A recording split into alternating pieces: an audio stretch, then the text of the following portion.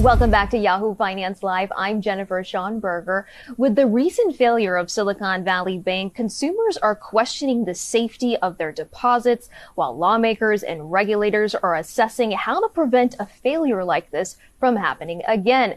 Joining me now in an exclusive interview is the director of the Consumer Financial Protection Bureau, Rohit Chopra. Director Chopra, thank you so much for sitting down with me and having me here at HQ.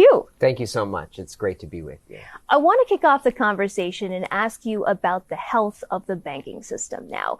What stresses, if any, are you seeing in consumer finance markets right now? Well, obviously, the last several weeks, we saw quite a bit of anxiety from so many people in the country about whether their deposits are safe, and they are.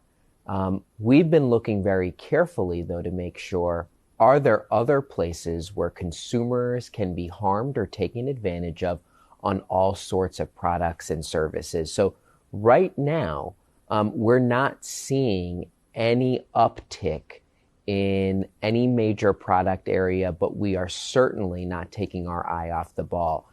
When financial systems, they're all very fragile, and one little pinprick often can lead to all sorts of harm for individuals. We saw that in the last financial crisis in 2008, and we are very on guard to make sure that people are protected.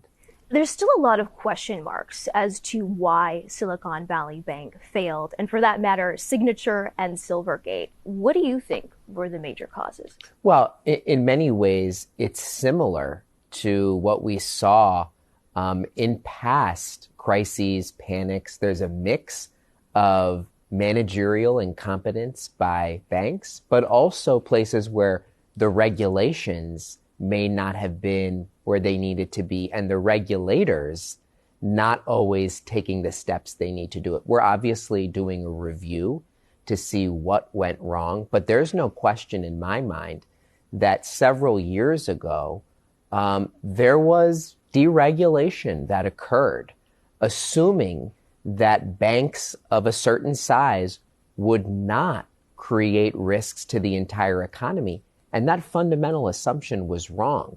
Even though Silicon Valley Bank may be just a fraction of a size of, JP Morgan Chase, Citi, Wells Fargo, it still was giant enough where its failure could have led to really serious consequences. So I think that's such an important data point, and we now need to use that fact to really help fix the system so this does not happen again.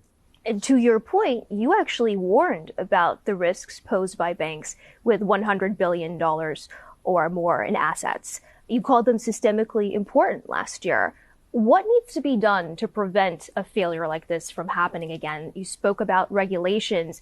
How do regulations need to be changed for banks of this size, given the issues that ensued? Well, it's really tough to call some of these banks small or smaller. They're still very large and much larger than the thousands of local banks in the country. So there's just some basic safeguards that you always want.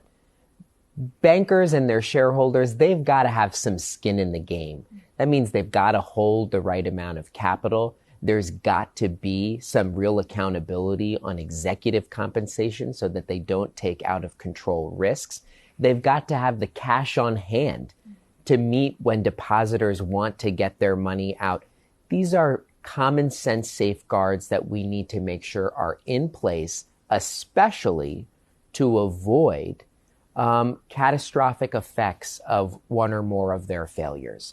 We had to take extraordinary measures to contain the damage of the failures of Silicon Valley Bank and Signature, but we need to make sure that we're really learning from this and taking the right steps to prevent it. Social media seemed to play a role in the speed of this. So to your point, given the new reality that we live in, do we need a certain level of liquidity and capital to prevent a failure happening in such short order that we saw? Yeah, it's a good point. Communications are so much faster. Banking is much more 24-hour. There's more real-time payments. That's just reality. We're not going to be able to turn back the clock on that, nor should we. But it does mean that bank runs can happen more rapidly. They can happen in ways that are overnight.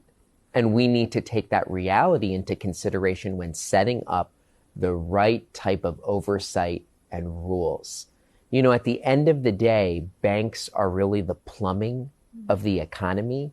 And when they're not working well, our whole society suffers. And that's why it's so important to get this right. I want to ask you, FDIC Director Martin Gruenberg is reassessing, conducting a review of the deposit insurance system in this country. He's expected to have a report out by May 1st. Given that you actually sit on the board of the FDIC, how do you think deposit insurance needs to be reformed? Should we be raising the level of deposit insurance? I don't have any firm conclusions on that, but I'm certainly very open to that. But that can't be the only thing we do to address this. I would not want the end of this to just be changes in deposit insurance. It is very clear that we need to beef up the oversight and really look hard at those regulations that were gutted a few years ago. Also this week, we heard from FDIC Chair Gruenberg. He testified before Congress, and he was asked whether community banks should be exempt from having to pay for Silicon Valley Bank's failure. He said that the FDIC does have discretion, but ultimately it's up to the board to make that decision. Again, since you are a board member, what's your thinking on this? Yeah, I agree with him. I think the law tells us that we've also got to look at the institutions that benefited from some of those emergency actions. I think it would be hard to say that community banks played a role in causing this. If anything, they are offering a safer way for the system to operate.